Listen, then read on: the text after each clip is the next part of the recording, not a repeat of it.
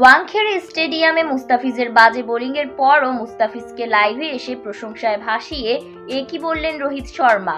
দর্শক বিস্তারিত দেখুন পুরো ভিডিওতে। স্লো পিচের বাইরে খুব একটা কার্যকরী ভূমিকায় দেখা গেল না বাংলাদেশি পেসার মুস্তাফিজুর রহমানকে। ওয়াংখেড়ে স্টেডিয়ামে ফিজের জায়গা পাওয়া নিয়ে প্রশ্ন তুলেছিলেন ক্রিকেট বিশ্লেষকরা।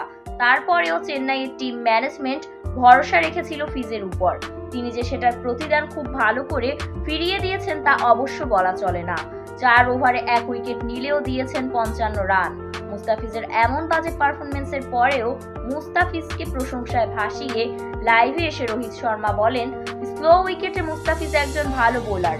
শেষের দিকে তার স্লোয়ার কাটার আমাকে খেলতে একটু পরাস্ত করেছে, তবে ডেথ ওভারে সে যে কোনো সময় খেলার মোড় ঘোরাতে পারে। তার কাছে সে ক্ষমতা আছে, সে নেক্সট ম্যাচে অবশ্যই ঘুরে দাঁড়ানোর চেষ্টা করবে। দর্শক, মুস্তাফিজের এমন পারফরমেন্সে আপনাদের কি মতামত তা জানিয়ে দিবেন ভিডিওর কমেন্ট বক্সে। ধন্যবাদ।